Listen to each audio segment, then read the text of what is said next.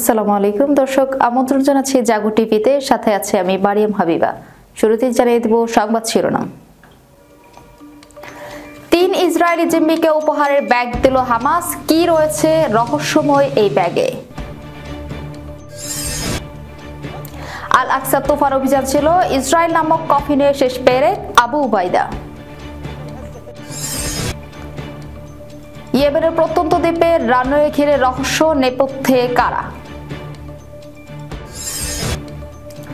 এখনই পুতিনের সঙ্গে ফোন আলাপের ব্যবস্থা করার নির্দেশ ট্রাম্পের। ফিলিস্তিনিদের আনন্দ সহ্য করতে না পেরে পশ্চিম তীরে ইসরায়েলি নাগরিকদের হামলা। প্রথম দিনে অভিবাসী তাড়ানোর হুঁশিয়ারি ট্রাম্পের। মহানবী সাল্লাল্লাহু আলাইহি সাল্লামকে অবমাননার দায়ে ইরানে পপ তারকার মৃত্যুদণ্ড। শুনছিলেন সংবাদ শিরোনাম, এবারে বিস্তারিত। যুদ্ধবিরতি চুক্তি আওতায় প্রথম 3 দিন ইসরায়েলি নারী জিম্মিকে মুক্তি দিয়েছে হামাস। প্রকাশিত এক ভিডিওতে জিম্মিদের হাসি মুখে সেই ব্যাগগুলো তুলে ধরতে দেখা যায়।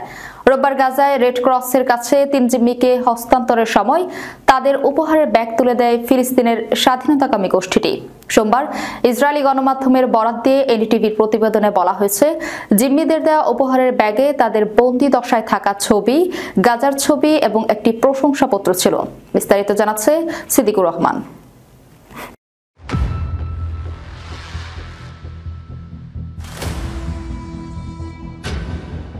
ইসরায়েলি জিম্মিদের মুক্তির সময় উপহারের ব্যাগ দিয়েছে হামাস। একটি গাড়ির জানালা দিয়ে হামাসের সশস্ত্র শাখা আল কাসাম ব্রিগেডের লগো সম্বলিত কাগজের ব্যাগ উপহার দিতে দেখা যায়। মুক্তি পাওয়ার পর তাদের চোখে মুখে আনন্দশ্রু দেখা গেছে। তাদের বরণ করে নেওয়ার জন্য বহু ইসরায়েলি রাস্তার পাশে সারিবদ্ধভাবে দাঁড়িয়েছিল। এরপর জিম্মিদের গাজায় অবস্থানরত ইসরায়েলি সেনাদের কাছে নিয়ে যায় রেড ক্রস। সেখান থেকে তাদের ইসরায়েলে নিয়ে যাওয়া হয়েছে বলে নিশ্চিত করেছে ইসরায়েলি সেনাবাহিনী। একটি ভিডিও চিত্রে দেখা যায় উপহারের ব্যাগ হাতে 3 জিম্মি হাসছেন। কিন্তু কি রয়েছে সেই ব্যাগে? হিব্রু সংবাদ মাধ্যম প্রকাশিত তথ্য অনুযায়ী বন্দী অবস্থায় থাকাকালীন পণবন্দীদের বিভিন্ন মুহূর্তের ছবি রয়েছে এই উপহারের তালিকায়। জানা গেছে, গাজার মাটিতে যে দীর্ঘ সময় তারা কাটিয়েছেন তার মধ্যে ভালো মুহূর্তগুলি যাতে স্মরণীয় হয়ে থাকে তার জন্যই এই উদ্যোগ হামাসের। সংবাদ মাধ্যমের ওই 3 পণবন্দীকে দেখা যায় হামাসের দেওয়া উপহারের থলি খুলে দেখাচ্ছেন তারা। সামাজিক যোগাযোগ মাধ্যমে ওই ঘটনার পক্ষে বিপক্ষে আলোচনা ও সমালোচনা চলছে। ইহুদিবাদীরা ওই ঘটনার তীব্র নিন্দা জানিয়ে এটি হামাসের নিষ্ঠুরতা বলে অভিহিত করেছেন। তবে হামাস সমর্থকেরা এই ঘটনায় উল্লাস প্রকাশ করেছেন। কাতার, মার্কিন যুক্তরাষ্ট্র এবং মিশরের মধ্যস্থতায় রোববার গাজায় 42 দিনের যুদ্ধবিরতি শুরু হয়েছে। যুদ্ধবিরতি চুক্তির আওতায় 3 ইসরায়েলি নারী জিম্মিকে মুক্তি দিয়েছে হামাস। বিনিময়ে 90 ফিলিস্তিনি কারাবন্দীকে মুক্তি দেয় ইসরায়েল। মুক্তি পাওয়া 3 ইসরায়েলি জিম্মি হলেন 28 বছর বয়সী এমিলি দামারি, 24 বছর বয়সী রোমি গোনেন এবং 31 বছর বয়সী ডরন স্ট্রেইনব্রেচার। মুক্তি পাওয়ার পর তাদের চোখে মুখে আনন্দশ্রু দেখা গেছে। রাস্তায় সারিবদ্ধভাবে দাঁড়িয়ে হাজারো ইসরায়েলি তাদের বরণ করে নিয়েছে। আপাতত তারা কয়েকদিন হাসপাতালে থাকবেন বলে ইসরায়েলি কর্তৃপক্ষ জানিয়েছে। এমিলির মা বার্তা সংস্থা এএফপিকে বলেন, 471 দিন পর এমিলি অবশেষে বাড়ি ফিরে এসেছে। এমিলির মা বার্তা সংস্থা এএফপিকে বলেন, 471 দিন পর এমিলি অবশেষে বাড়ি ফিরে এসেছে। তবে অনেক পরিবার এখনও তাদের স্বজনদের জন্য অপেক্ষার প্রহর গুনছে। স্ট্রেইনব্রেচারের পরিবার এক বিবৃতিতে বলেছে, হামাসের বন্দিদশায় 471 দিন বেঁচে থাকা আমাদের বীর ডোডো আজ আমাদের কাছে ফিরে এসেছে।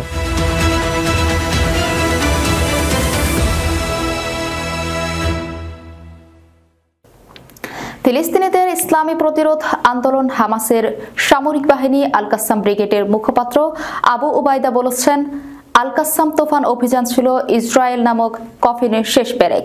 রোববার গাজায় যুদ্ধবিরতি চুক্তি কার্যকর হওয়ার কয়েক ঘন্টা পর এক ভিডিও বার্তায় এই কথা বলেন তিনি। বিস্তারিত প্রতিবেদনে।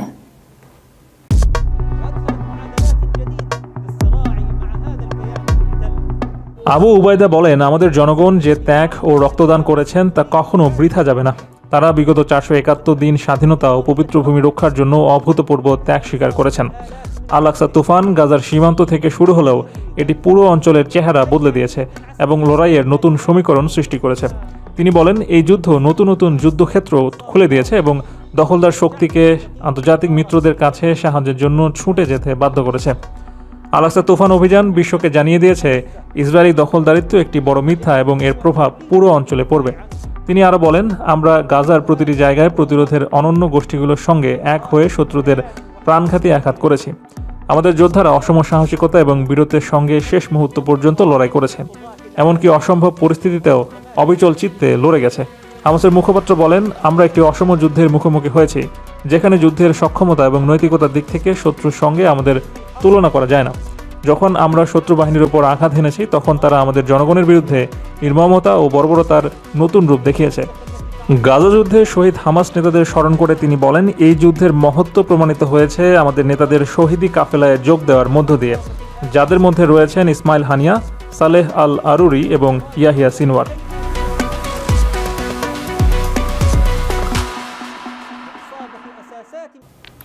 ইয়েমেনের প্রত্যন্ত দ্বীপে রানওয়ে ঘিরে রহস্য তৈরি হয়েছে। মার্কিন মুলুকে ডোনাল্ড ট্রাম্পের অভিষেকের সঙ্গে সঙ্গেই মধ্যপ্রাচ্যে বেজে উঠতে পারে যুদ্ধের দাবামা, কিন্তু তার আগে থেকে প্রক্সিদের যুদ্ধ খেলা চালিয়ে যাচ্ছে ইরান। ইয়েমেনে বিদ্রোহীদের হাতে তুলে দিয়েছে নিজের মিসাইল, আর সেই মিসাইল দিয়েই ইসরায়েলে হামলা করছে ইয়েমেন। দেশটি আরব উপদ্বীপে এক প্রান্তে হওয়ায় কৌশলগতভাবে সুবিধাজনক অবস্থানে রয়েছে, আবার সৌদি আরব হয়ে উঠছে দেশটির জন্য প্রাচীর। বিস্তারিত সিদ্দিকুর রহমানের রিপোর্টে।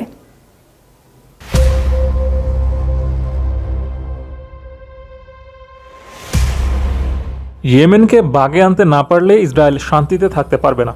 ইরান সামরিক শক্তিধর দেশ হওয়ায় দেশটির সঙ্গে ইসরায়েলের সরাসরি যুদ্ধের সম্ভাবনা খুবই কম। আবার ইরান যুদ্ধে জড়িয়ে পড়লে মধ্যপ্রাচ্যে যেমন আগুনের গোলা হয়ে উঠবে, তেমনি সেই যুদ্ধে অন্যান্য পরাশক্তিরাও জড়িয়ে পড়তে পারে। এবার সেই ভাবনা থেকে ইয়েমেনের প্রত্যন্ত একটি দ্বীপে রানওয়ে বানানো হচ্ছে। স্যাটেলাইট ইমেজে দেখা যায় ওই রানওয়ের কাজ প্রায় সম্পন্ন হয়ে গেছে। বার্তা সংস্থা এপি এক প্রতিবেদনে জানিয়েছে, ভারত মহাসাগরের বুক চিরে ভেসে ওঠা আব্দ আল কুরসি দ্বীপে একটি রানওয়ে বানানো হচ্ছে। ওই দ্বীপটি গলফ অফ এডেনের একেবারে মুখে দাঁড়িয়ে। ওই উপসাগর ঘিরেই বিশ্বের সব দেশকে রীতিমতো নাকানি চুবানি খাওয়াচ্ছে মধ্যপ্রাচ্যের গরিব দেশ ইয়েমেন। তবে এই রানওয়ের কাজ শেষ হলে সেখানে সামরিক বিমান অবতরণ করতে পারবে। ধারণা করা হচ্ছে ওই রানওয়ে নির্মাণ করেছে সংযুক্ত আরব আমিরাত। গেল 7 জানুয়ারি প্যালেটস ল্যাবস পিবিসি ওই ছবি তুলেছিল। সেখানে দেখা যায় প্রায় 35 কিলোমিটার দীর্ঘ ওই রানওয়ে সর্বোচ্চ পয়েন্ট প্রায় 5 কিলোমিটার প্রশস্ত।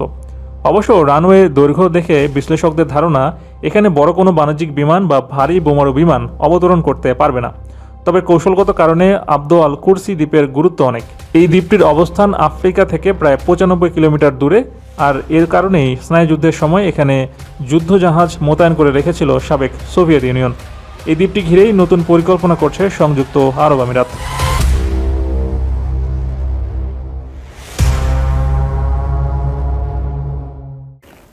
শপথ নেওয়ার পর প্রথম কয়েকদিনের মধ্যে রাশিয়ার প্রেসিডেন্ট ভ্লাদিমির পুতিনের সঙ্গে ফোন আলাপের ব্যবস্থা করার নির্দেশ দিয়েছেন নবনির্বাচিত মার্কিন প্রেসিডেন্ট ডোনাল্ড ট্রাম্প।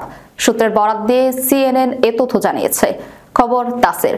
প্রতিবেদনে বলা হয়, ট্রাম্প তার সহযোগীদের নির্দেশ দিয়েছেন শপথ নেওয়ার পরপরই পুতিনের সঙ্গে ফোন আলাপের ব্যবস্থা করতে।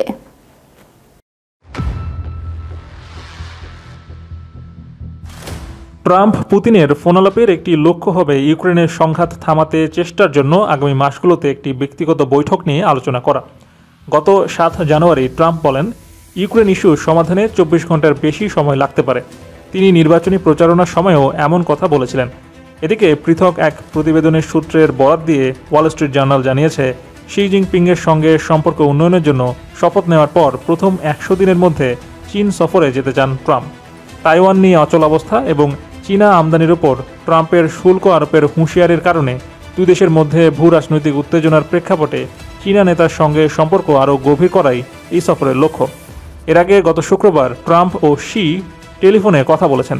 দুই নেতা বাণিজ্য, তাইওয়ান এবং চীনা মালিকানাধীন সোশ্যাল মিডিয়া প্ল্যাটফর্ম টিকটকের পরিস্থিতি নিয়ে আলোচনা করেছেন। সম্প্রতি টিকটক নিষিদ্ধ আইন কার্যকর করেছে জো বাইডেন প্রশাসন। তবে ফোনালাপের সময় ট্রাম্প চীন সফরের বিষয়টি উত্থাপন করেছেন কিনা তা স্পষ্ট নয়।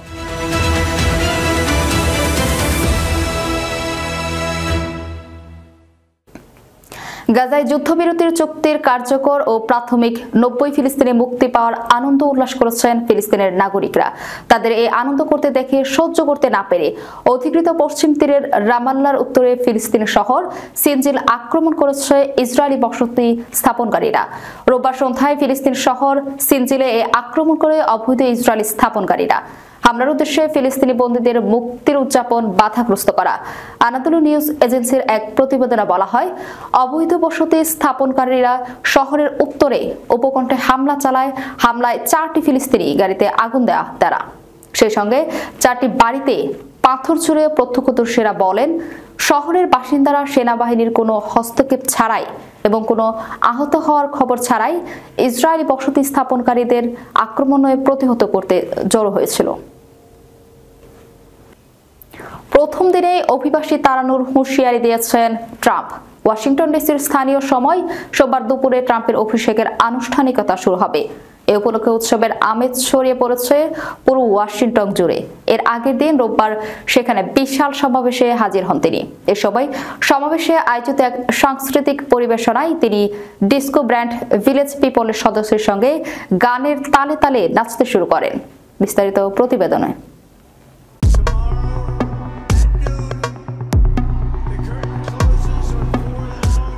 সমাবেশে ডোনাল্ড ট্রাম্প বলেছেন, মার্কিন প্রেসিডেন্ট হিসেবে দায়িত্ব নেওয়ার প্রথম দিনই তিনি যুক্তরাষ্ট্রের অভিবাসন ব্যবস্থার ওপর কঠোর বিধিনিষেধ আরোপ করবেন। নির্বাচনী প্রচারণার সময় দেওয়া এই মূল প্রতিশ্রুতি দ্রুত পূরণ করার জন্য অঙ্গীকার করেছেন তিনি। ক্ষমতা গ্রহণের একদিন আগে গতকাল রোববার ওয়াশিংটনে এক সমাবেশে ট্রাম্প হাজার হাজার সমর্থকদের উদ্দেশ্যে এসব কথা বলেন।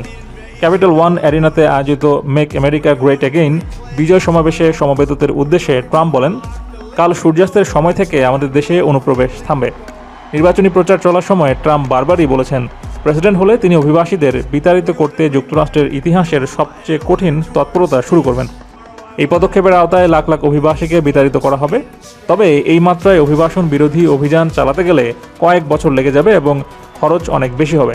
গতকাল ট্রাম্প বলেন, এটা যুক্তরাষ্ট্রের ইতিহাসের সর্বশ্রেষ্ঠ রাজনৈতিক আন্দোলন। ৭৫ দিন আগে আমরা ঐতিহাসিক রাজনৈতিক বিজয় অর্জন করেছি। আমাদের দেশ কখনো এমনটা দেখেনি। আগামীকাল থেকে আমি ঐতিহাসিক শক্তি প্রয়োগ করে ব্যবস্থা নেব এবং আমাদের দেশের প্রতিটি সংকটের সমাধান করব।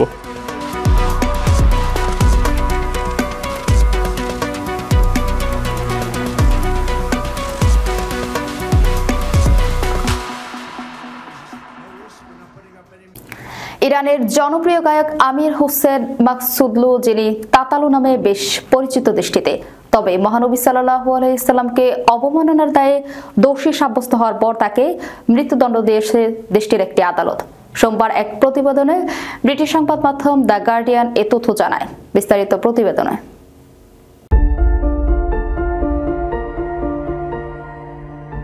গার্ডিয়ানের প্রতিবেদনে বলা হয়, ধর্ম অবমাননা সহ বিভিন্ন কারণে পূর্ববর্তী 5 বছরের কারাদণ্ডের বিরুদ্ধে সুপ্রিম কোর্টের প্রসিকিউটরের আপত্তি মেনে নিয়েছে দেশটির আদালত।